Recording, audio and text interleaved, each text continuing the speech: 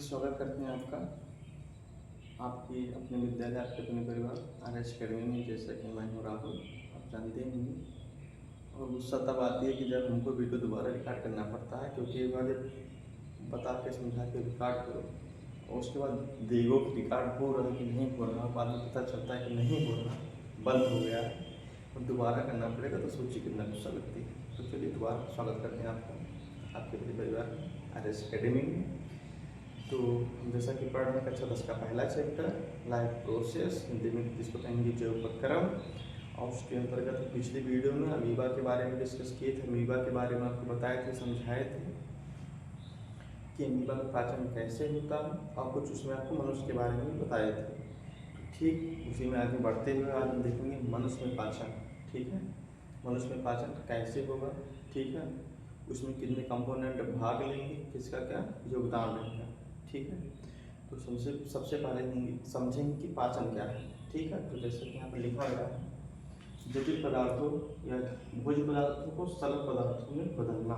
ठीक है, जैसे कि आपको हम समझाते हैं, आप इतना बड़ा रोटी खाते हैं, इतना बड़ा रोटी ऐसे मुँह में डालते हैं तो क्या सीधे पेट में पहुँच जाता है?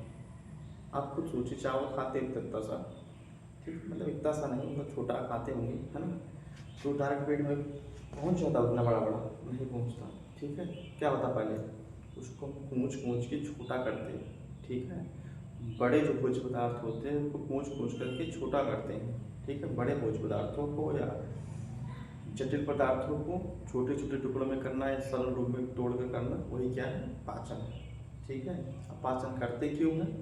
एनर्जी के लिए। ठीक है, एनर्जी की आवश्यकता क्यों होती है? वो जिंदा रहने के लिए, बस इतना समझो।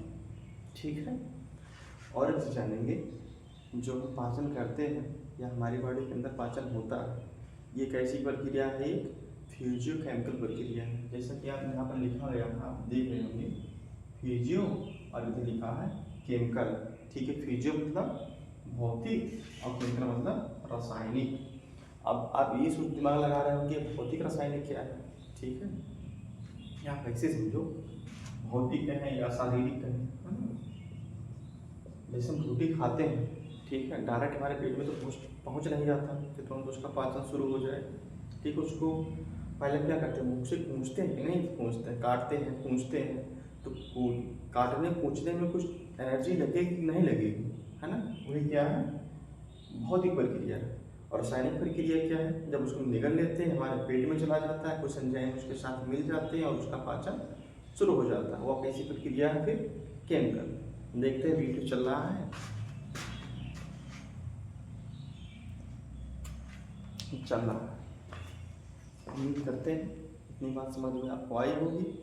और इसमें कुछ और बताते हैं, उस दिन जब आपको बताए थे तो पूरा डिटेल में आपको नहीं बताए थे, बस मोटा मोटा आपको बता दिए थे कैसे कैसे कौन सी प्रक्रिया होती है या जिसको पाचन कहते हैं। और एक चीज़ और विनती है, आप चैनल सब्सक्राइब कर लें, है ना, अगर यहाँ तक पहुँचे तो रिक्वेस्ट है भाई, चैनल सब्सक्राइब कर लीजिए अपना। ठीक, इसमें देखिए, जो हम खाना खाते हैं, है ना, खाना खाने के बाद पूरे खाना का मतलब पूरे खाने का पाचन हमारे बॉडी में नहीं होता। कुछ ही पदार्थों का पाचन या कुछ ही पोषक तत्वों का पाचन हमारी बॉडी में होगा और बाकी कुछ हमारी बॉडी के द्वारा अवशोषित कर ली जाएंगे। ठीक, पाचन किसका किसका हमारी बॉडी में होगा? देखेंगे, ये देखिए यहाँ पर लिखा है ना, ये पाचन ही का होगा, पाचन, है ना, जिसका पाचन हमारी बॉडी करेगी। पहला है प्रोटीन, दूसरा है कार्बोहाइड्रेट, तीसरा है फैट। इसका पाचन हमारी बॉडी में होगा और किसका पाचन हमारी बॉडी में नहीं होगा, डायरेक्ट अवशोषित कर लिए जाएंगे। ये है खनिज लवण, जल, इसमें एक चीज लिखना भूल गए हैं, विटामिन। विटामिन इनका पाचन हमारी बॉडी के अंदर नहीं होता। क्या होता है, सीधे बॉडी हमारी इनको एब्जॉर्ब कर लेती है। क्यों एब्जॉर्ब कर लेती है? क्योंकि जो इनके मॉलिक्यूल होते हैं या कण होते हैं बहुत छोटे होते हैं और हमारी बॉडी में आसानी से वो मिल जाते हैं या हमारी बॉडी उसको आसानी से अवशोषित कर लेती है। ठीक, इतना बात आपको आ गई समझ में। अब इसके बाद देखेंगे जो पाचन तंत्र है। ठीक है, तंत्र क्या होता है बताए थे ना, जब कई मतलब एक जैसे कई लोग मिलकर जब एक काम को करते हैं, उसी को कहते हैं तंत्र। ठीक है, तो पाचन तंत्र पाचन मतलब भोजन को पचाने का तंत्र, ठीक है। तो इसमें देखने के दो मेन कंपोनेंट होते हैं, पहला होगा आहार नाल और दूसरा होगा पाचन ग्रंथ। हम पाचन ग्रंथ के बारे में से बताए थे, कुछ एंजाइम होंगे, लेकिन ये नहीं बताते कौन कौन से एंजाइम होंगे, तो उसका नाम हम लिख दिए, ठीक है। अब आहार नाल क्या होती है, ठीक है। अब आहार नाल को आप ऐसे समझेंगे, हम मुख से खाना खाए हैं, मुख से खाना खाए और जब तक हमारी बॉडी से अपशिष्ट पदार्थ बाहर नहीं निकल जाता, ठीक, क्या समझ में आया कुछ? जब हम खाना खाए और जब तक अपशिष्ट पदार्थ हमारी बॉडी से बाहर नहीं निकल जाता, जिस नली में वो खाना रहता है या जिस नली में उसका पाचन होता रहता है, वही क्या है, आहार नाल है। बात आई समझ में? एक बार दोबारा समझे, खाना खाने के बाद या मुख गुहा से लेकर के गोदा द्वार तक के नाल को कहते हैं आहार नाल।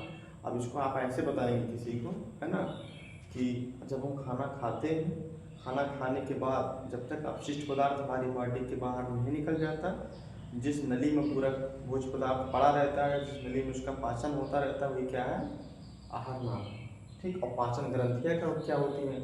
पाचन ग्रंथियाँ वो ग्रंथियाँ होती हैं जो कुछ कुछ समय पर एंजाइम को उस भोजन में मिलाती रहती है ताकि भोजन का पाचन जल्दी हो जाए, ठीक है। आपको पिछली वीडियो में समझाया गया कि अगर एंजाइम ना होते तो भोजन का पाचन जल्दी ना होता, और जल्दी ना होने की वजह से हम दो दिन 3 दिन तक खाना नहीं खाते, तब भी हमारा काम चलता रहता है। देखिए रिकॉर्ड हो रहा है भाई, हो रहा है।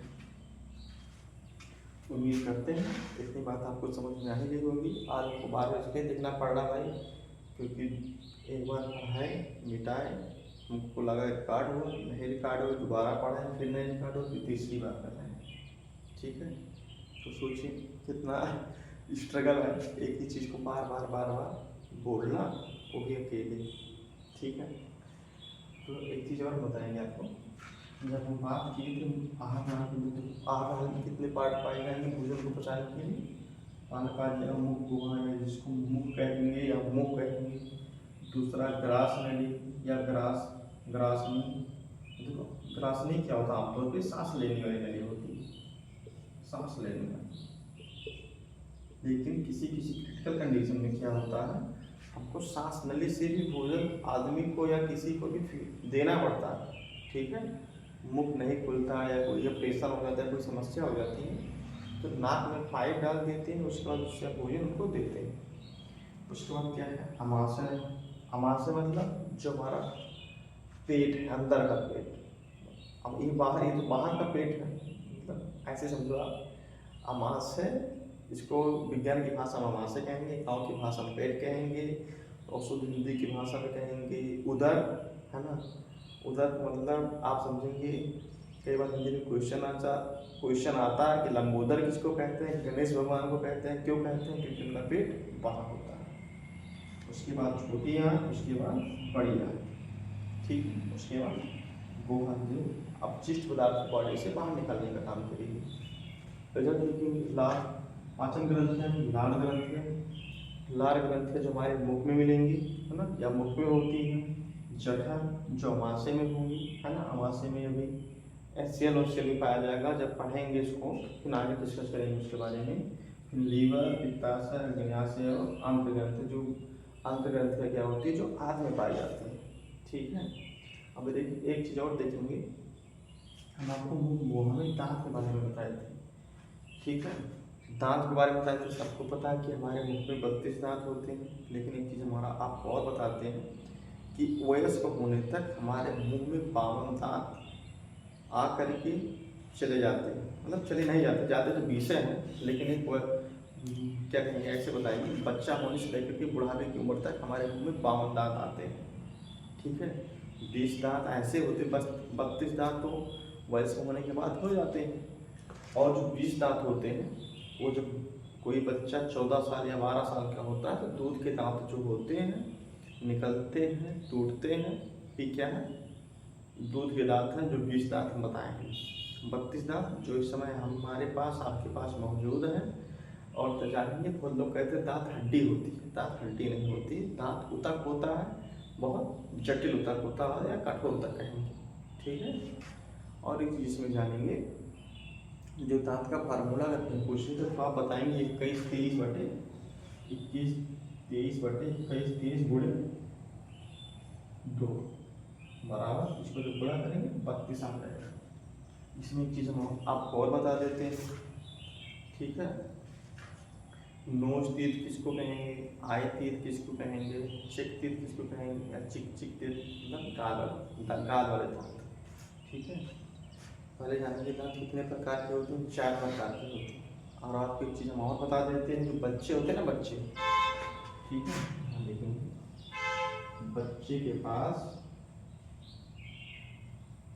जब जानते हैं कोई बच्चा पैदा होता है, उसमें दांत निकलना चालू होता है, तो पहले उसको कौन से दांत आते हैं, आगे वाले दांत आते हैं, जिसको क्या कहेंगे, कृंतक कहेंगे, फिर रोदनक कहेंगे, फिर उसके बाद कौन से दांत आते हैं, अग्रचरणक, फिर चारणक।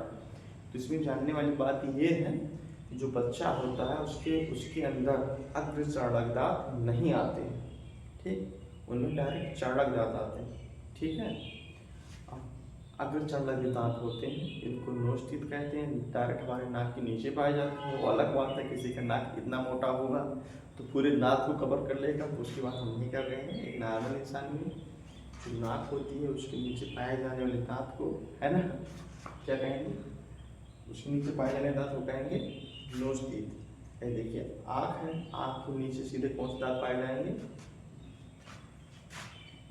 एक हो जाएगा कृतक, रदनक। अच्छा, कृतक का क्या काम होता है, काटना, ये बात जानी करनी चाहिए। कृतक का क्या काम होगा, काटना, ठीक है। काटने का मतलब आप समझेंगे क्या काटते हैं, भोजन खाते, जब भोजन करते हैं रोटी वोटी खाते हैं, काटते कि नहीं काटते हैं, अभी नहीं समझ में आया तो आप ऐसे समझो, जब आप बच्चे थे मम्मी आपको एक रोटी में बढ़िया सा गुड़ लगा के या घी लगा करके लपेट करके देती थी, आप हाथ में लेकर के घूमते थे, उसको काट काट के खाते थे। जिस दांत से काट करके खाते हैं ये कृंतक, ठीक है। और रोदनक क्या है, जो ये बड़े वाले दांत होते हैं ना, उसके बाद थोड़े नुकीले दांत होते हैं। जानवरों में क्या होती है, दांत कुछ और बड़े होते हैं, जो क्या काम करते हैं, किसी चीज़ को चीरने फाड़ने का काम करते हैं, वो होते हैं रदनक, ठीक है, वो होते हैं रदनक। बहुत फिल्म आप देखे होंगे, चुड़ैल के पास दांत निकलते हैं बड़े बड़े, पहले तो नॉर्मल है एकदम बढ़िया सा हीरोइन की जैसे, बाद में जब अपने रूप में आएगी तो दांत आप निकालेंगे तो पता चल जाएगा ये चुड़ैल। तो उसके पास जो दांत निकलते हैं वो रदनक वाले दांत बाहर निकलते हैं गिरती से, एक दो ऊपर, इधर ऊपर की साइड से, दो नीचे की साइड से, ठीक है। ये है रदनक।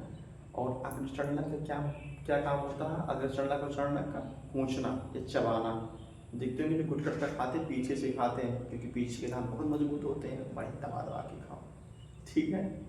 और दबा दबा दबा के गुटखा खाते हैं, बाद में जी का मुँह खुलना बंद हो जाता है। तो आपको बताया समझ में, कृतक होते हैं नोज टीथ, रदनक होते हैं आइस टीथ, और जो चिक टीथ होते हैं वो क्या कौन से होते हैं, चारणक या अग्रचरणक। उम्मीद करते हैं आपको इतनी बात समझ में आ ही गई होगी, ठीक है। और एक चीज़ आपको और बता देते हैं जानकारी के लिए, जो फ्लोरीन गैस होती है, फ्लोरीन गैस से हमारे दांत क्या होते हैं, झड़ जाते हैं। हमारे दांत की सबसे खराब गैस कौन सी होती है, फ्लोरीन गैस होती है।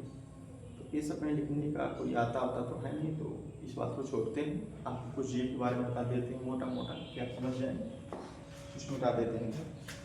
देखिए रिकॉर्डिंग, हाँ भाई रिकॉर्डिंग चल रही है, तो उम्मीद करते हैं रिकॉर्डिंग चलती रहेगी, ठीक है।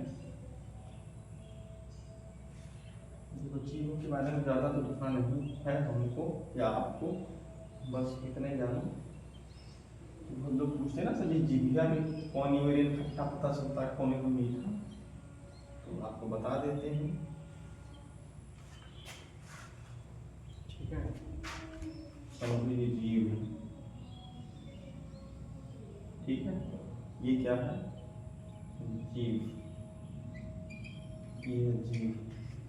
और खट्टा मीठा कैसे पता चलता है, इसको पहले कुछ भागों में बांट लेते हैं। ये पीछे का भाग है, ठीक है, आपको आ गया समझ में कितने भागों में बांटा गया है, 1 2 और 3, ये चौथा। अब सेम जो इधर पाया जाएगा सेम इधर भी पाया जाएगा, ठीक। तो आगे क्या होता है, मीठा, बीच में नमकीन, तीसरे खट्टा और बाद में कड़वा। ठीक है, तो हमारे जीभ पे जो खाना खाते हैं, जो हमको स्वाद पता चलता है, से कहाँ कहाँ पर कौन सा स्वाद पता चलता है आपको बता दिए हैं। जो हमारे आगे जीभ का आगे का भाग होता है, वहाँ पर मीठा पता चलेगा। जी आगे के जस्ट बगल के भाग में दोनों तरफ है ना, उसमें क्या पता चलेगा, नमकीन का। ठीक है, और उसके पीछे खट्टा, उसके पीछे कड़वा। ठीक है, अब इन बातों को ख़त्म करते हैं, मुख गुहा के पास चलते हैं कि मुख गुहा हमारे भोजन में क्या क्या अपना योगदान देती है। ठीक है,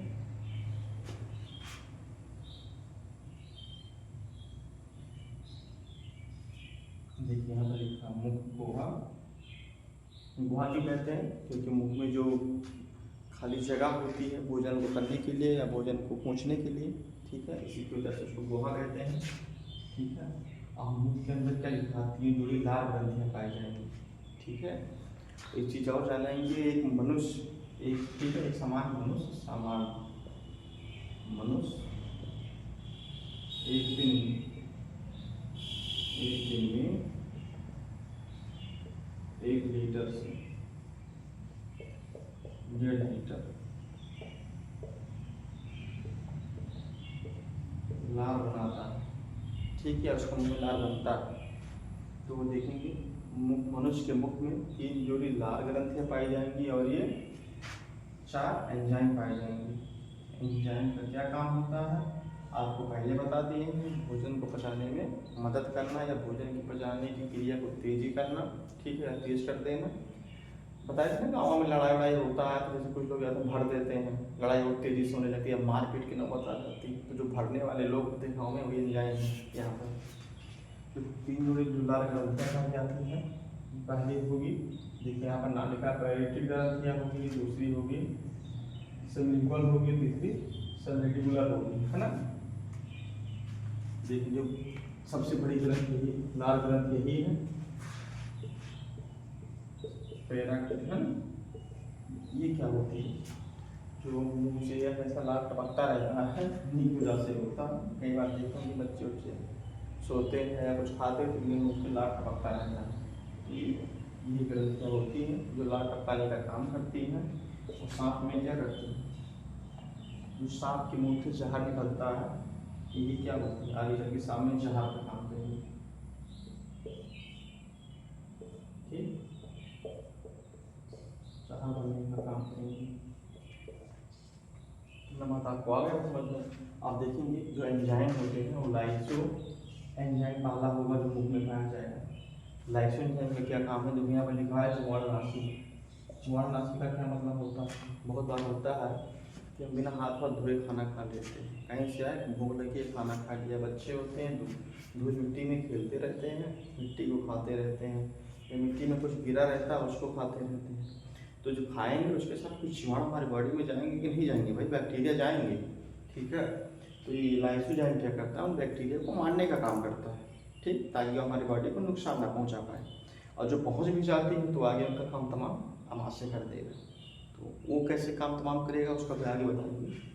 और दूसरी क्या हो जाएगी, टाइडिंग और डाइस्टेज है, डाइस्टेज पाई जाएगी। इसका क्या काम है, मंड को तोड़ना, ये मंड को पचाना।